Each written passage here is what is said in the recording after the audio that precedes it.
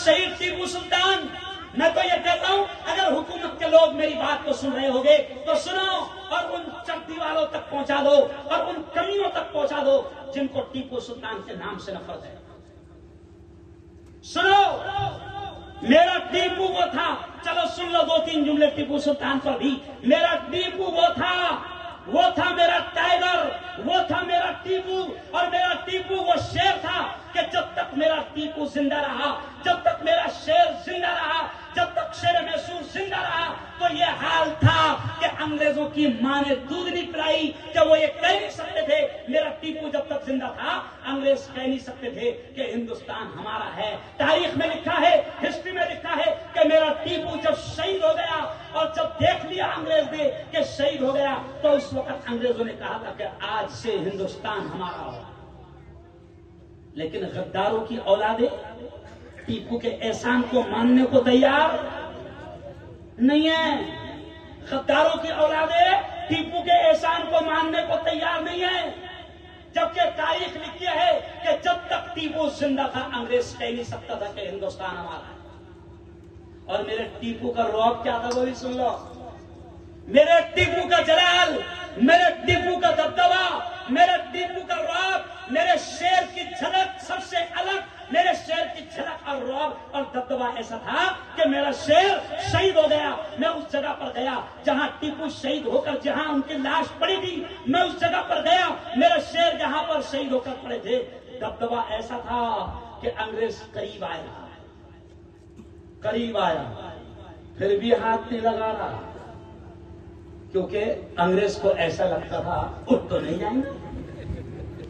क्या नहीं करेगा? उठ तो नहीं जाएंगे।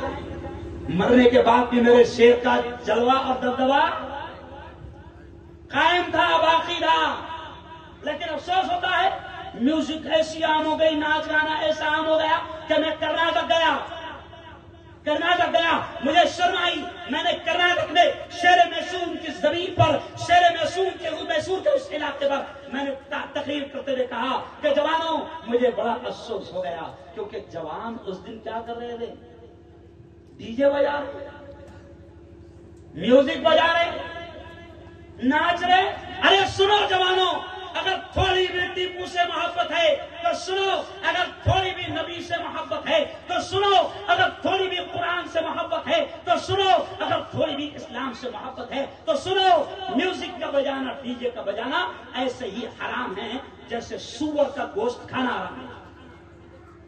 डीजे बजा रहे। अरे मेरा टीपू अल्लाह का वली था, उसकी रूह को तकलीफ मत पहुंचा। मेरा टीपू, मेरा शेर अल्लाह का वली था, और नमाज छूटना तो दूर की बात, फर्ज छूटना तो दूर की बात, मेरे शेर की जिंदगी में कभी नमाज कज़ा भी नहीं होती थी, और मेरे शेर की कभी रातों की तहज्जुद भी कज़ा नहीं होती थी। और उस टीपू के नाम पर अगर हम गैरों की तरह हरकतें करेंगे, आजकल हो क्या गया मौलाना ईसा साहब, अपन क्या कर रहे हैं? कौवा चला हंस की चाल, अपनी चाल।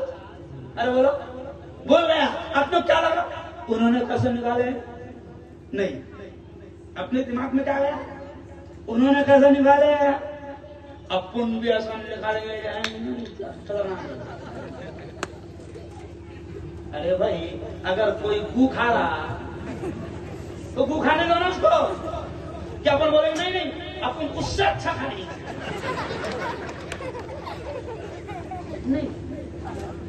मेरे शेर की बात याद आ गई तो कह रहा हूं कि याद रखो, शेर से अगर मोहब्बत है तो मेरे शेर ने, चलो ये भी सुन लो जुमला, मेरे शेर ने जिंदगी भर वतन की हिफाजत की।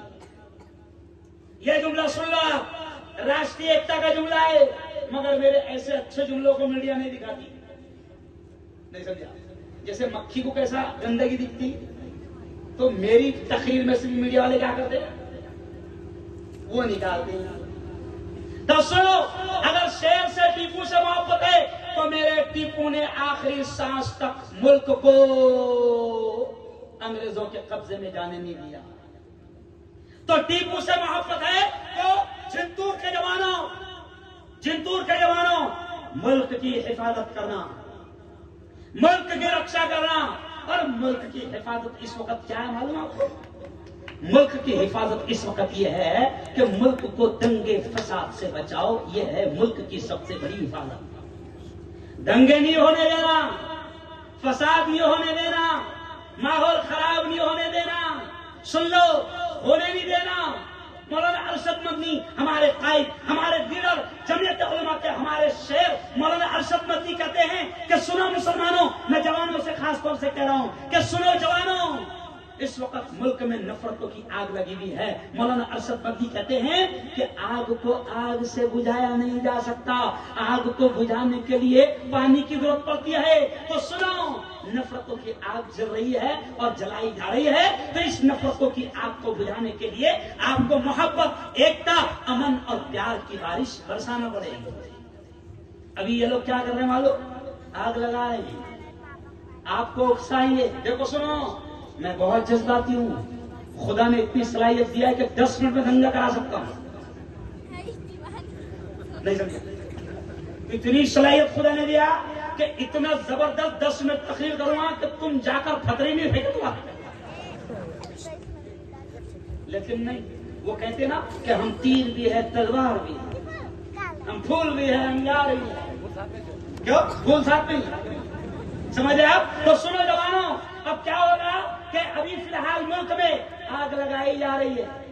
और क्यों? सुनो सुनो सुनो, ये भी इस्लाह मुआशरत की अभी सबसे बड़ी बात है। अभी तो मौलाना सबसे अहम बात यही है, असल यह है कि अभी क्या है, आपको उकसाया जाएगा, आपको वरगलाया जाएगा, आपको जज्बात में लाया जाएगा। फिर हमारे जवान कैसे एकदम जज्बात में आ जाते, ताबिश साहब जज्बात में आ जाते, और जज्बात में आके फेंकते क्या?